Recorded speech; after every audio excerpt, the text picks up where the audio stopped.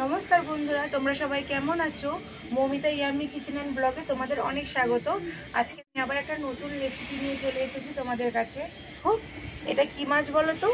এটা হচ্ছে শাটিং মাছ। শাটিং মাছ মানে এটা টুনা ফিশ।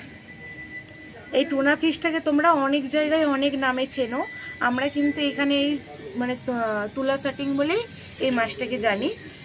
এই যে টুনা ফিশটাকে দেখো, এই টুনা ফিশটা কিন্তু বাজার থেকে মানে কেটে নিয়ে এসেছে, কেননা এটা অনেক বড় মাছ তো সেই জন্য বাড়িতে কাটার অসুবিধে হবে বলে ওই জন্য বাজার থেকে কেটে নিয়ে এসেছে। আর এই মাছটার কিন্তু ওজন আছে 1.5 কেজি। আর তোমরা দেখে বুঝতে পারছো নিশ্চয়ই, মাছগুলো দেখো, পিসগুলো দেখো কত বড় বড় আর মোটা মোটা হয়েছে। এইরকম কিন্তু মাছটার কালার। মাছটা আমি পরিষ্কার করে যে ধুয়ে নিয়েছি, আর এই মাছের কালারটাই কিন্তু এরকম একটু কালচে কালচে। আমি মাছটাতে কিন্তু এবারে লবণ আর হলুদ মাখিয়ে নেব। পরিমাণ মতো লবণ দিয়ে দেব আর দিয়ে দেব লবণ আর হলুদ দিয়ে ভালো করে আমি মাছটাকে মাখিয়ে নেব। আর এইখানে অর্ণব বসে বসে আমাকে কিন্তু একটু হেল্প করে দিচ্ছে, বলছে মা তুমি তো প্রত্যেকদিন একা একা করো, আজকে আমি তোমাকে সব এগিয়ে এগিয়ে দেবো তোমার সামনে। আমার ঠিক আছে বস। এদিকে কিন্তু আমার আঁচ ধরানোও হয়ে গেছে, আর আমি কড়া বসিয়ে দিয়েছি যাতে কড়াটা একটু গরম হয়ে যায় তাড়াতাড়ি, সেই জন্য আমি কড়াটা বসিয়ে দিয়েছি। কড়া এখানে কিন্তু আমার গরম হয়ে গেছে। এবার আমি কড়ার মধ্যে দিয়ে দেব তেল। আর এই রান্নাটা কিন্তু তোমরা সর্ষের তেলে করার চেষ্টা করবে। সর্ষের তেলে করলেই কিন্তু এর স্বাদটা মানে বেশি ভালো লাগে খেতে, মাছটা খুব সুন্দর মানে লাগে খেতে। এখানে আমার কিন্তু তেলটা গরম হয়ে গেছে, এবারে কিন্তু আমি মাছগুলোকে ভেজে নেব।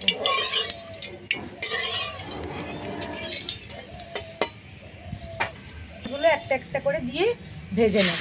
এই মাছগুলো একটু নরম হয়, একটু কিন্তু বেশি বেশি দিয়ে ভাজা যাবে না। আমি 3টে করে দিয়ে ভেজে নেব মাছগুলো।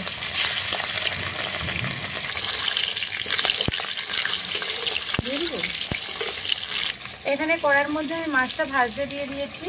আর এখানে আমি মশলা নিয়েছি।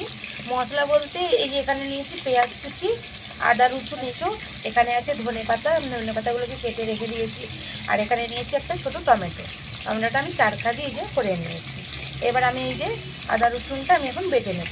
মাছটা ভাজা হতে হতে আমার আদা রসুনটা বাটা হয়ে যাবে।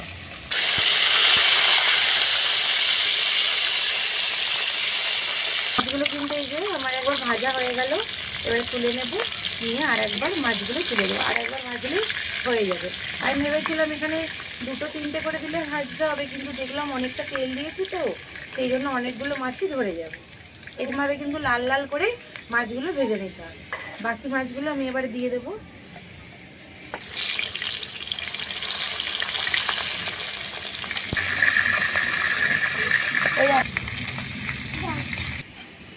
এইখানে কিন্তু আমার মাছগুলো এই যে সব ভাজা হয়ে গেছে। আমি কীরকম মানে লাল লাল করে পুরো মচমচে করে মাছগুলো ভেজে নিয়েছি। এবার এখানে ওই তেল আছে, মাছের তেলই ওর মধ্যে দিয়ে দেব পেঁয়াজ কুচি। আর আজকে আমি শাটিং মাছের তেল ঝাল বানাচ্ছি, সেই জন্য কিন্তু তেলটা আর পেঁয়াজটা একটু বেশি লাগবে। পেঁয়াজটাকে ভালো করে একটু লাল লাল করে ভেজে নেব। তো পেঁয়াজগুলো আমার হালকা লাল লাল করে ভাজা হয়ে গেছে। এবার আমি এর মধ্যে দিয়ে দেবো আদা রসুন বাটা। আদা রসুন বাটাটা দিয়ে পেঁয়াজের সাথে আদা রসুন বাটাটা আর একটু ভালো করে আমি ভেজে নেব।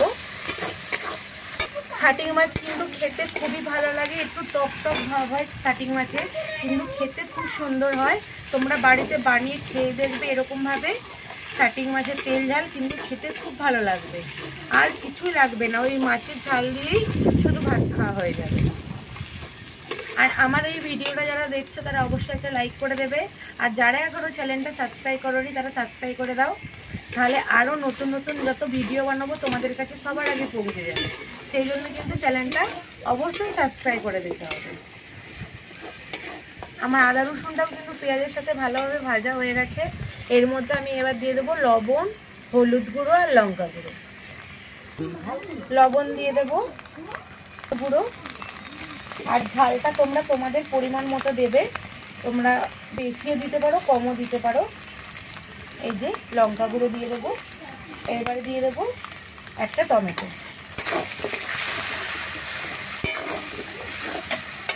এবার আমি এখানে কিন্তু অল্প পরিমাণে একটু জলটা দিয়ে ভালো করে এটা কষিয়ে নেব মশলাটা।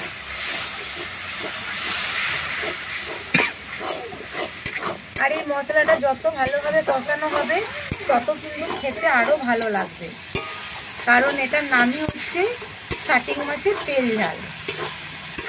এই মশলাটাকে যত ভালোভাবে কষাবে তত ভালো খেতে লাগবে। মশলা থেকে কিন্তু তেল ছেড়ে গেছে, আমার মশলাটা ভালোভাবে কষানো হয়ে গেছে। এবার আমি এখানে দিয়ে দেবো জল।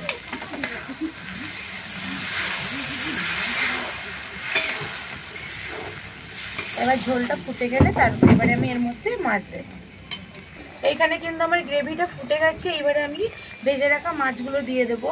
সব মাছগুলো দেবো না, কেননা বাড়িতে তো এত লোক নেই, আমরা যেরকম লোক আছি সেরকম মাছটা দিয়ে দিয়েছি। আমি মাছগুলো দিয়ে এরকমভাবে নেড়ে দিয়েছি। এবারে ওপর থেকে ছড়িয়ে দেবো ধনে পাতা। ওপর থেকে যে আমি ধনে পাতা ছড়িয়ে দিলাম। আমার কিন্তু শাটিং মাছের তেল ঝাল এই যে বানানো হয়ে গেল। এটা কিন্তু মানে বানানো খুবই সহজ আর খেতে খুবই ভালো লাগে। তোমরাও বাড়িতে এরকমভাবে বানিয়ে খেয়ে দেখবে, এটা কিন্তু খেতে খুব সুন্দর হয়। খেয়ে কিন্তু আমাকে কমেন্ট করে জানাবে কেমন লাগে খেতে।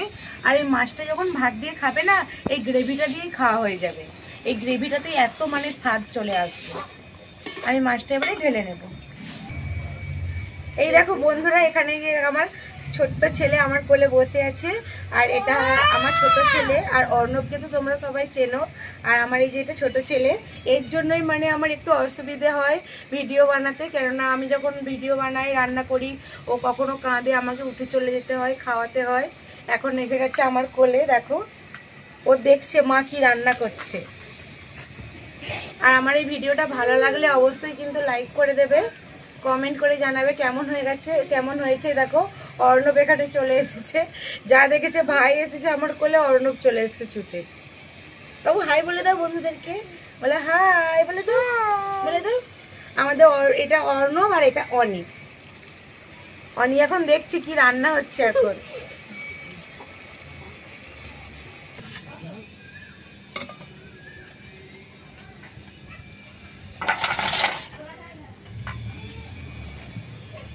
আমি নিয়েছি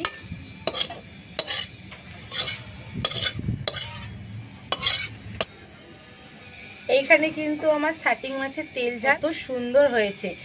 তেল ঝাল মানে দেখো ওপর থেকে হালকা তেলটা ভেসে উঠেছে, আর দেখতেও কত সুন্দর লাগছে, আর খেতে তো মানে ফাটাফাটি হবে। আমার তো এখন দেখেই লোভ লাগছে। আর অর্ণব সে এখনো চান করেনি, ও চান করে বলছে মা আমি আগে ভাত খাবো। ও তো ব্যস্ত হয়ে যাচ্ছে খাওয়ার জন্য। আর আমার এই ভিডিওটা যদি ভালো লাগে অবশ্যই লাইক করে দেবে, কমেন্ট করবে।